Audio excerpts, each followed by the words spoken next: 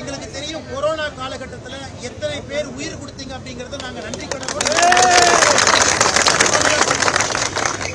இந்த கோவை மாநகராட்சி அனைத்து தொழிற்சங்கங்கள் கூட்டமைப்பு இங்க நம்முடைய தினக்கூலி துப்புரவு பணியாளர் சகோதரிகள் சகோதரர் இருக்கிறீங்க, டெங்கு ஒழிப்பு டிபிசி பணியாளர் இருக்கிறீங்க, குடிநீர் விநியோக பணியாளர், எல்லா கூட்டமைப்புகளும் ஒன்றாக இணைந்து வந்திருக்காங்க.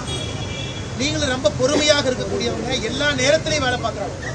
செம்மொழி மாநாட்டிலிருந்து வேலை பார்க்குறவங்க இங்க இருக்கிறீங்க. இன்னைக்கு வேற வழி இல்லாம 4வது நாளாக தொடர்ந்து கலெக்டர் ஆபீஸுக்கு வெளியே வீதியில் உட்கார்ந்து போராடுறோம். முதல்ல இங்க நாங்க வந்திருப்பது என்னோடு நம்ம மாவட்டத்தினுடைய தலைவர் ரமேஷ் அண்ணன், ஏகே முருகானந்தன், சொந்தங்கள் எல்லோரும் இங்க இருப்பது காரணம் என்னன்னா உங்களுக்கு நாங்கள் ஆதரவு கொடுப்பதற்காக வந்திருக்கோம். எங்களுக்கு நம்பிக்கை இருக்குது. திராவிட முன்னேற்ற கழகத்தினுடைய அரசு ஆட்சிக்கு வர்றதுக்கு முன்னாடி தேர்தல் வாக்குறுதியில உங்களுடைய நீங்க செய்யக்கூடிய பணியெல்லாம் நம்ம நிரந்தரம் ஆக்கிடுறோம் அப்படின்னு தான் வந்தாங்க.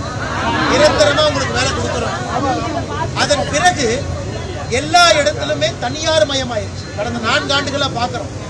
அது நீங்கள் இங்க எழுதியிருக்கிறீங்க. மாநகராட்சி, நகராட்சி, பேரூராட்சி, ஊராட்சி 4ஆம் நிலை பணியாளர்கள் எல்லா இடத்துலையும் பிரைவேட்டைஸ் பண்ணனால இந்த கோரிக்கையை எல்லாம் மறந்துட்டாங்க. இது முதல் பிரச்சனை.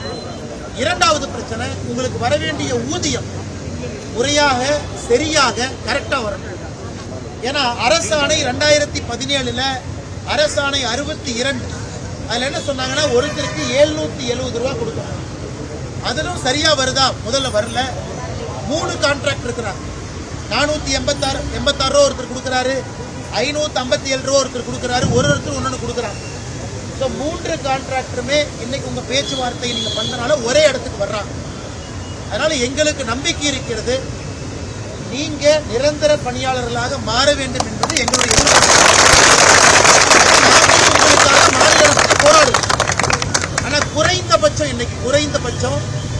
இன்னைக்கு நம்முடைய மாநகராட்சியினுடைய கமிஷனர் ஐயா, கலெக்டர் ஐயா குறைந்தபட்சம் எல்லாம் இணைஞ்சு 3 கான்ட்ராக்டரை கூப்பிட்டு உங்களுக்கு 770 ரூபா கொடுக்கணும் அப்படிங்கிறது குறைந்தபட்சமா நாங்க எதிர்பார்க்கிறோம். அதனால நாங்க இன்னும் 2 நாள் பார்க்கிறோம். தலைவர் தான் சொன்னாங்க 2 நாள் பார்க்கிறோம். 2 நாள்ல உங்க போராட்டம் முடிவுக்கு வரலைன்னா பாரதிய ஜனதா கட்சியும் உங்க போராட்டத்தை கலந்துக்கிறாங்க. 4வது நாள் முதல் கட்ட பேச்சுவார்த்தை. ஒரு கான்ட்ராக்ட் ஏத்துக்கிட்டாங்க, ஒருத்தர் ஏத்துக்கல. பிரச்சனைகள் போயிட்டு இருக்கு. எல்லாமே விசாரிச்சுட்டாங்க. வந்தோம், அதிகாரிகிட்ட பேசணும்.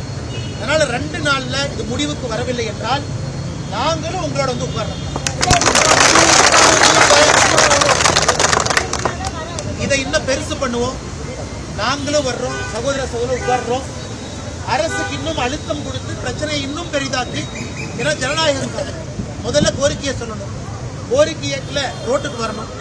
ரோட்டுக்கு வந்த பிறகு கூட காவல்துறை தொந்தரவு கொடுக்காம அறவழியில் இருக்கணும். ஒரு ஸ்டெப்பா போயிட்டு இருக்கிறீங்க. இதற்கும் அவங்க செவி கொடுக்கலன்னா நாங்க உங்களோட நானே வந்து உங்களோட உட்கார்றேன். நான் உங்களுக்கு உறுதி கொடுத்துட்டு போறேன்க்கா. இது நடக்கீங்கன்னா நானும் உங்களோட வந்து அமர்ந்துக்கிறேன். அதனால் நாங்கள் உங்களோடு இருக்கின்றோம். உங்களுடைய போராட்டத்துக்கு ஆதரவு கொடுக்கிறோம்.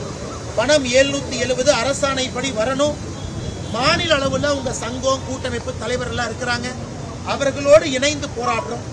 எலெக்ஷன் வரப்போது, மறுபடியும் தேர்தல் வாக்குறுதி கொடுப்பாங்க, மறுபடியும் பெர்மனன்ட்பாங்க.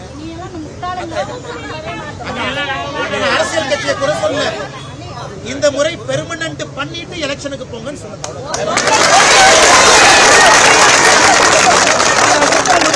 பெர்மனன்ட் பண்ணிட்டு எலெக்ஷனுக்கு போங்க. பெர்மனன்ட் பண்ணிட்டு எலெக்ஷனுக்கு போங்க. நீங்க எலெக்ஷனுக்கு முன்னாடி நாள் பண்றீங்களோ, எலெக்ஷனுக்கு 1 வாரத்துக்கு முன்னாடி பண்றீங்களோ, எலெக்ஷனுக்கு 1 மாசம் முன்னாடி பண்றீங்களோ, பெர்மனன்ட் பண்ணிட்டு எலெக்ஷனுக்கு போங்க. அந்த கோரிக்கை நீங்க எடுத்தீங்கன்னா தலைவர் எல்லா தலைவர் இருக்கிறாங்க.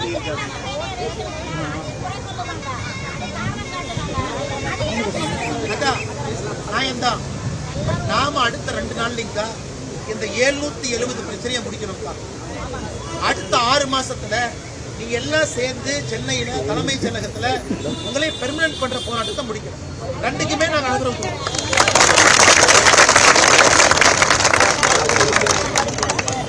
ஆறுமுகண்ண, ஜோதி அண்ணன், அனைத்து இந்திய அண்ணா திராவிட முன்னேற்ற கழகத்திலிருந்து வந்திருக்கக்கூடிய தோழர்கள், ரவி அண்ணன்,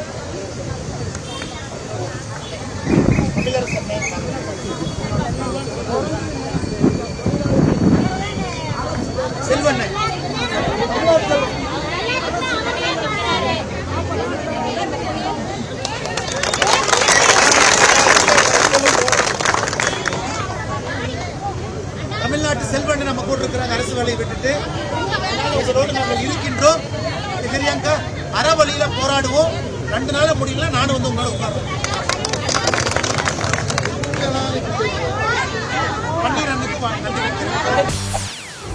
செய்திகளை உடனுக்குடன் தெரிந்து கொள்ள உடனே சப்ஸ்கிரைப் பண்ணுங்க.